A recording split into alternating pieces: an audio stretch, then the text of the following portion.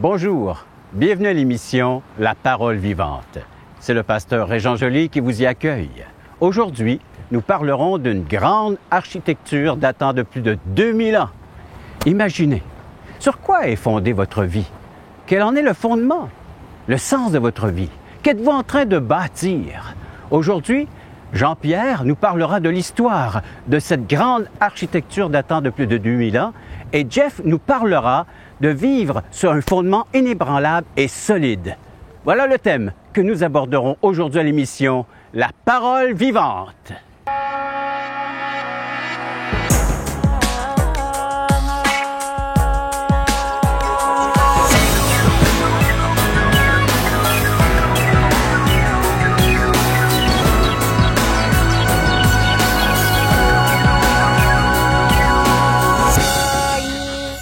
Nous sommes devant toute une architecture. Je vais vous lire un texte, personnage qui a un lien étroit avec où nous sommes rendus. C'est l'apôtre Paul qui écrit dans l'Épître aux Galates, chapitre 4, verset 4.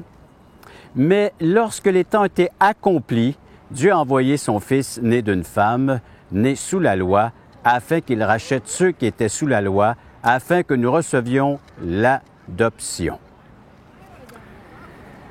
Jean-Pierre. Oui, Régent. On a besoin d'un petit cours d'histoire. OK. Je vais essayer de situer un petit peu où on est. Bien, évidemment, les gens qui connaissent un petit peu l'histoire savent qu'on est devant une architecture romaine. Évidemment, c'est l'architecture de l'aqueduc de Césarée. C'est très populaire, on voit ça dans des livres. Lorsqu'on parle d'Israël, très souvent, on voit cette photographie-là qui représente une époque qui a été déterminante dans l'histoire de l'expansion de l'Évangile. L'époque de, on pourrait dire, l'Empire romain. Ici, nous sommes, vous savez, Israël, c'est vraiment un passage. Le passage du croissant fertile de l'Égypte jusque vers la Syrie et finalement vers la Mésopotamie. Et il y avait différentes voies de circulation. Ici, nous sommes sur Via Maris, la voie de la mer. Et évidemment, cette voie mène jusqu'à Megiddo et qui maintenant les gens tournaient vers le nord et allaient vers la Syrie. Ce qui caractérise un petit peu la région où nous sommes, c'est l'architecture. On est à Césarée. Césarée, bien sûr, César. Donc, on parle évidemment de l'architecture romaine. Et cette structure qui est derrière nous nous rappelle aussi que les Romains, l'intelligence du peuple romain avait construit un circuit de route qui parcourait l'Empire au complet, qui facilitait les mouvements et qui était sécurisé par les Romains également. Même la mer derrière nous, la mer Méditerranée, était sécurisée, ce qui faisait que c'était facile de voyager à l'époque, c'était aussi sécuritaire. Et lorsque l'Évangile est arrivé, l'Évangile devait se répandre parce que Dieu avait dit « Allez vers les nations ». C'était la grande commission qu'on appelle que Jésus avait donnée à l'Église. Mais pour que ça se produise, Dieu avait permis qu'il y ait déjà établi un réseau de routes vraiment extraordinaire que les Romains avaient mis, les voies romaines, les différentes routes. Il y a une expression qui dit « toutes les routes mènent à Rome », parce qu'en réalité, à l'époque, les routes se dirigeaient vers Rome. Ils avaient développé toute cette voie, ces voies de route. Et puis... Mais ça date de combien d'années, mon cher Jean-Pierre? La structure qui est derrière nous date d'au moins 2000 ans. On devrait retrouver les plans de la façon dont on faisait ces structures d'autrefois, parce qu'aujourd'hui, au bout de 40 ans, il faut refaire nos viaducs et nos ponts. Hein? Peut-être que les architectes romains étaient peut-être un petit peu supérieurs, mais il faut dire ici qu'il n'y a pas les intempéries de nos pays nordiques. Là, quand même, les structures peuvent durer plus longtemps. Mais faisons ressortir l'idée que, en réalité, rien n'arrive par hasard. Les époques dans lesquelles nous vivons sont toujours supervisées par Dieu. Et l'époque où Jésus t'a lu un verset dans l'Épître aux Galates qui parle lorsque les temps ont été accomplis, Jésus est arrivé. Et les temps accomplis signifie que Dieu avait préparé la venue de Jésus, non seulement en stimulant son peuple avec la prédication de Jean-Baptiste ici en Israël, mais il avait préparé les nations à recevoir ce message glorieux, le message de l'Évangile. Et parmi la préparation de Dieu, les différents aspects, il y avait bien sûr la structure d'expansion, la structure de communication. Tu sais, aujourd'hui, on vit dans un monde de communication. On parle d'Internet qui nous permet je veux dire, on est ici en Israël, on envoie un courriel à nos amis au Québec, puis en l'espace de quelques secondes, on est en contact. Donc, c'est des voies de communication très efficaces. Mais à l'époque de l'expansion de l'Évangile, il y avait aussi des voies de communication qui étaient très efficaces, n'est-ce pas, Jeff? Exactement, oui. Puis si on prend justement cet exemple de tout l'Empire unifié et qui a permis finalement que l'Évangile puisse sortir. Peut-être après la pause, on pourra en reparler, mais comment nous aussi, on peut utiliser les moyens. Puis de jamais oublier, comme tu l'as mentionné, que le Seigneur finalement est en contrôle de toute la terre. Ouais. Les peuples ont l'impression de posséder leur destinée et malgré la rébellion des nations, le Seigneur va coordonner toutes choses. Parce que quand on dit ce fameux verset-là, tout concourt au bien de ceux qui aiment Dieu, oui. Bien finalement, c'est pas simplement les bonnes choses qui arrivent, mais c'est que tout. Ça, de l'apôtre Paul. Oui, c'est ça. Toutes les choses. Donc, pendant que Rome est en train d'organiser au fond son propre plan, croyant finalement à ses propres destinées, le Seigneur finalement coordonne toutes ces choses. Les Grecs avaient passé avant, établissant une langue commune, une langue finalement quasiment universelle, que même les Romains avaient adoptée pour les grandes communications officielles. Oui. L'Évangile va finalement emprunter cette avenue. Oui. Après ça, on a les routes que les Romains construisent. C'est les ingénieurs de l'époque. Ils ont unifié tout ce grand circuit afin que les premiers chrétiens partent ici. C'était tous des Juifs croyants qui avaient cru en ce message. Et puis, persécutés par les leurs, sont partis vers la diaspora, donc toutes ces synagogues qui étaient dans le monde entier. La dispersion. Oui. Donc l'Évangile, au fond, était déjà là en promesse dans chaque synagogue, parce qu'ils lisaient Moïse à chaque Shabbat. Et puis, ils ont commencé à allumer ce feu. Dès que tu mets Jésus-Christ, la révélation, finalement, s'illumine. C'est comme si on allume tout. Là, ça fait le sens final. Donc, Dieu est au contrôle. Dieu est au contrôle. En passant encore aujourd'hui, il ne faut pas l'oublier, malgré qu'on pense qu'il est parti. C'est ce que nous allons, ensemble, avec nos téléspectateurs, réaliser davantage, que Dieu est au contrôle, Dieu est souverain. Nous vivons dans cette souveraineté, sous le contrôle de Dieu, que nous le réalisions ou non. Et vous pouvez nous en faire part. Comment vous vivez cela? Comment vous réagissez à cette vérité, à cette parole qui vient d'être écoutée, entendue de votre part? Vous le faites via le téléphone 1-877-l'Espoir ou via nos sites Internet espoir.ca, toutchrétien.com. Après la pause, on revient avec l'expansion. Comment est-ce que Dieu a utilisé les moyens de ce temps pour répandre l'Évangile? Pourquoi je dois faire partie d'une église locale? Tu sais, je fais partie de l'Église universelle, certains vont dire. Mais si tu n'appartiens pas à une Église locale, bien, tu es finalement comme déconnecté, tu es comme un électron libre qui se promène. Assistez à un merveilleux déjeuner de l'espoir dans votre région. Un invité vous racontera comment Dieu a transformé sa vie et comment son cœur, souffrant, a trouvé une joie indicible en développant une relation personnelle et intime avec Dieu et son Fils Jésus-Christ. Des églises locales organisent de tels déjeuners dans plusieurs régions du Québec. Découvrez où et quand vous pouvez assister à un déjeuner de l'espoir dans votre région en visitant le site espoir.ca et en cliquant sur l'onglet « Déjeuner ».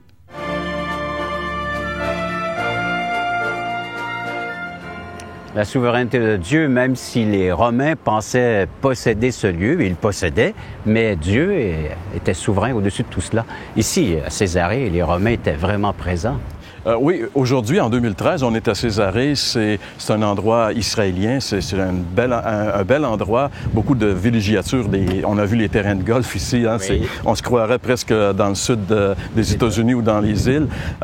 Mais à l'époque, c'était pas ça. À l'époque, évidemment, la province de Judée, de l'Empire romain, c'était pas un endroit qui était tellement éblouissant. Les soldats qui étaient envoyés ici par l'empereur, souvent, lorsque l'empereur voulait punir un soldat ou peut-être lui rappeler certaines choses, il lui disait que dans les prochaines années, il va servir en Judée, et c'était pas toujours agréable.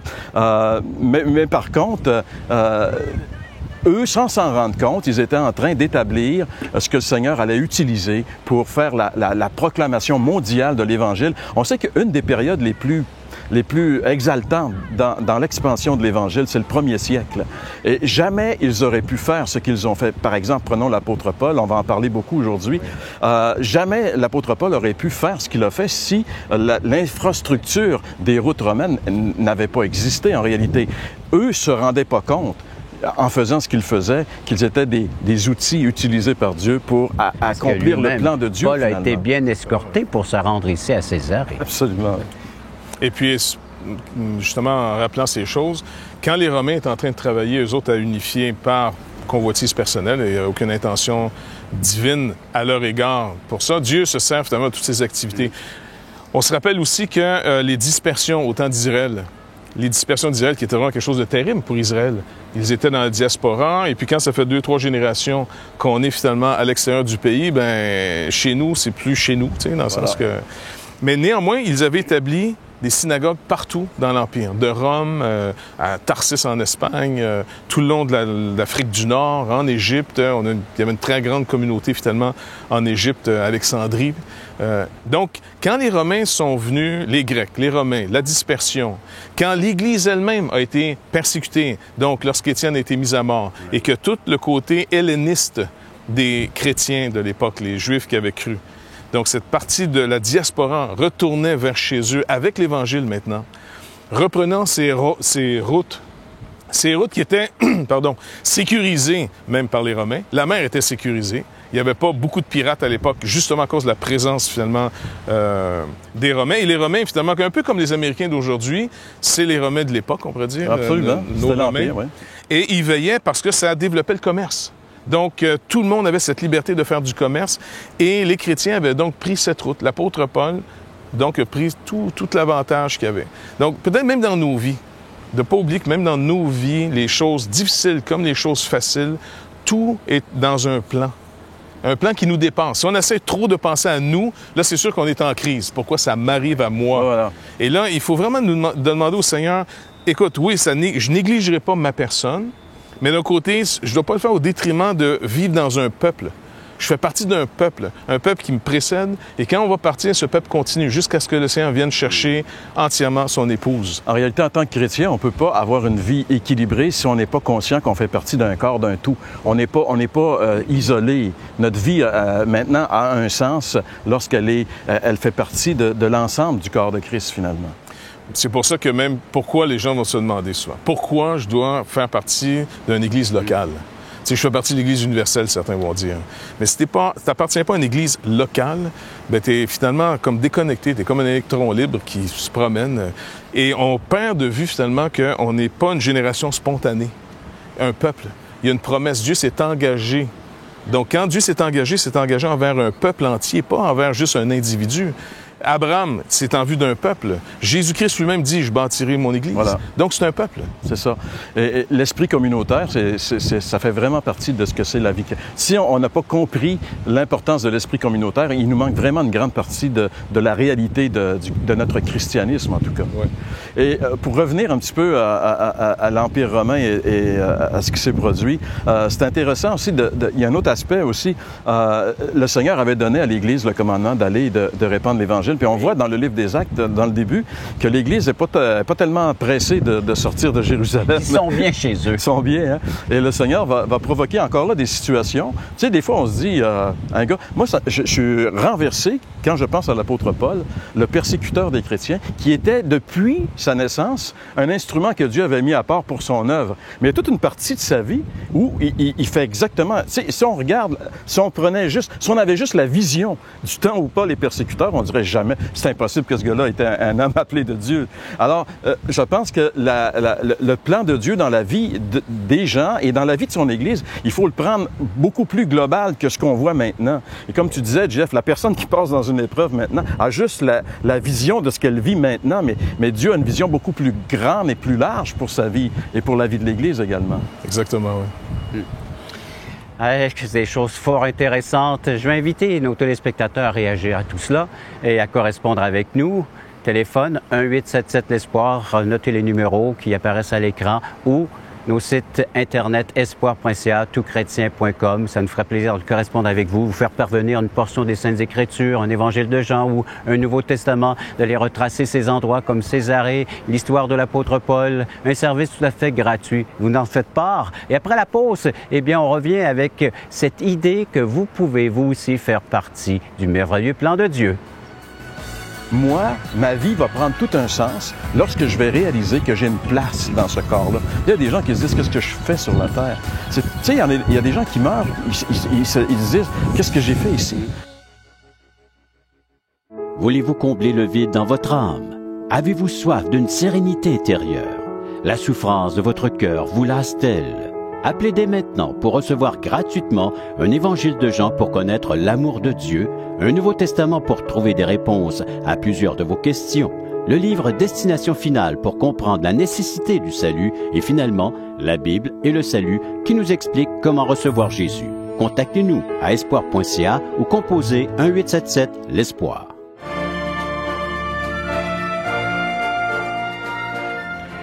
Les amis, j'aimerais que vous élaboriez davantage cet aspect communautaire dont vous étiez sur le point de vous en parliez juste avant la pause. Bien, si ici on est à Césarée, finalement, les Romains n'auraient jamais pu atteindre la place ici, ou le monde, s'ils n'avaient pas d'abord travaillé sur leur propre unité.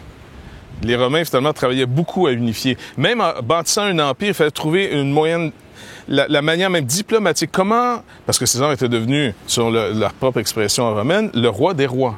C'est pour ça que les chrétiens sont fait persécuter en disant, ben pour nous, c'est Jésus qui est le roi des rois. Donc, c'était vraiment un affront à l'État et ils ont payé cher d'avoir simplement affirmé, non pas que Jésus sauvait. Il se faisait pas tuer parce qu'il disait que Jésus-Christ sauvait puis il nous amenait... Parce qu'il était le Seigneur, oui. Parce qu'il déclarait que nous, notre allégeance va d'abord et avant tout à Dieu et Jésus-Christ, son oint, son roi, qui est le roi des rois. Donc, rappelant César qu'il était sous l'autorité de ce Jésus-Christ qui avait été élevé par Dieu.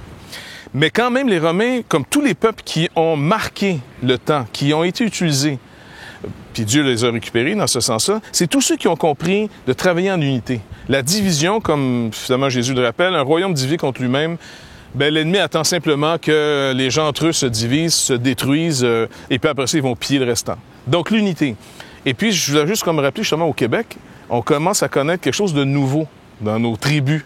Pour prendre l'expression de ton ami Guy Bourassa, dans nos tribus, finalement, on est en train de connaître quelque chose de vraiment spécial. Il y a un travail commun. Même notre travail... c'est les milieux évangéliques qui sont différents pour nos téléspectateurs. Oui, c'est d'accord. Mais même ici, en ce moment, notre équipe, on est plusieurs. Il y a les caméramans qui sont là. Oui. On a même Noam, notre guide, Savion, qui est avec nous autres. Donc, on est plusieurs à travailler. On est plusieurs à travailler ensemble. Et ça produit finalement une force. Parce que tout seul, impossible. Les gens tout seuls sont dans leur capacité naturelle, la meilleure, sûrement, il n'y a pas de problème. Mais si on n'est pas en train d'être dynamisé par un ensemble, jamais les Romains auraient fait ce qu'ils ont fait. Jamais, ça aurait été impossible. Ils ont compris la force de l'unité, hein? Oui. Et nous, on devrait aussi la comprendre. Puis encore une fois, je te dis vraiment, je pense que le Seigneur nous amène en ce moment dans quelque chose qu'on n'a jamais connu avant. À le vivre, oui. Oui. Oui. Mais je pense que pour être... la peur de vivre l'unité, souvent, c'est parce qu'on ne s'est pas situé personnellement, on ne sait pas trop qu'est-ce qu'on est, on a des craintes, on a des peurs. Mais dès le moment où on sait que le Seigneur nous a appelés à faire partie d'un ensemble beaucoup plus grand que juste notre petite Église, où il y en a même que l'Église se limite à leur propre personne, finalement. Oui, ça, c'est pathétique un peu. Hein? Oui, je sais, mais c'est quand même une réalité. Oui, non, c'est vrai. Mais il faut développer toujours la vision plus grande qu'on fait partie d'un corps. Et même, lorsqu'on est dans des rassemblements, il nous arrive parfois d'être dans des rassemblements où il y a d'autres nations.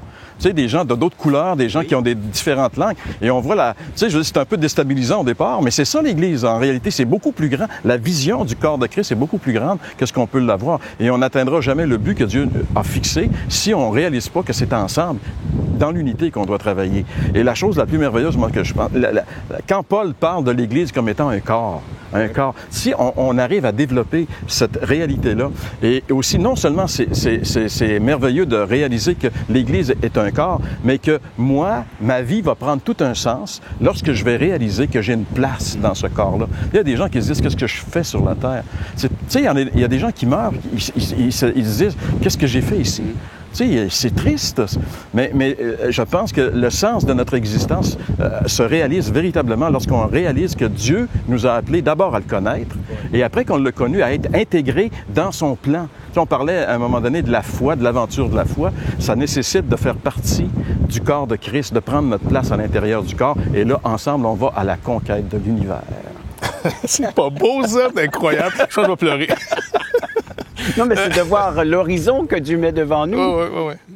Mais finalement, le message, l'Évangile, c'est une réconciliation. D'abord, l'homme avec Dieu. On avait une moyenne tension entre nous et Dieu, parce que tant que Jésus-Christ n'est pas dans le décor, Dieu reste un sérieux problème. Voilà. Même si on dit qu'il est amour, c'est super, mais honnêtement, Dieu est un problème pour l'être humain, parce qu'il nous stresse un peu. Non, mais c'est vrai, pensez-y. Oui. Moi, longtemps, Dieu me stressait pas mal, tu vois, c'était pas... Tout le monde l'aimait, mais j'essayais de faire semblant que moi aussi je l'aimais pour l'avoir de mon côté. Tandis que finalement, en Jésus-Christ, la réconciliation est donnée. La fameuse loi qui était une tension terrible, les exigences, que personne n'arrive à rencontrer, en Jésus-Christ étant accompli, là, on peut comprendre. Et si cette réconciliation se fait entre nous et Dieu, elle doit inévitablement commencer à connecter les uns avec les autres. C'est l'effet secondaire. Si j'ai pas l'amour pour l'autre après, quel genre de Dieu j'ai cru? Peut-être là, je me suis raconté une histoire. Voilà. Et je pense que d'être réconcilié avec Dieu, il y a quelque chose à faire pour qu'on soit réconcilié avec Dieu. Je crois, Régent, que c'est ce qu'on va aborder dans notre Après cette pause, mes chers amis, laissez-moi m'adresser à nos téléspectateurs. Ah, ils sont tous là, vous êtes à l'écoute, vous entendez des choses agréables ou peut-être désagréables, plus ou moins. Bien, vous en faites part. Oui, on est ouvert, nous, à recevoir vos commentaires, vos propos. Et comment nous les faire parvenir? Téléphone 1-877-L'Espoir, numéro de téléphone à l'écran, ou visitez nos sites espoir.ca, toutchrétien.com. Après la pause, on regarde l'implication un peu plus personnelle. Et c'est Dieu qui a fabriqué, qui a conçu ce chemin en prenant une forme humaine, en venant ici-bas sur la terre, et il a dit « Je suis le chemin. Celui qui me suit, celui qui me reçoit, sera conduit jusqu'au Père. » Espoirpourlecoeur.org aborde des problèmes que tous peuvent rencontrer un jour. Solitude, culpabilité, manipulation, rébellion et adultère. Chaque problème est clairement défini avec ses symptômes et ses caractéristiques. Des pistes de solutions sont données. Le but du site espoirpourlecoeur.org est d'encourager les chrétiens à s'entraider. Pour participer à l'une de nos conférences, consultez notre site espoirpourlecoeur.org.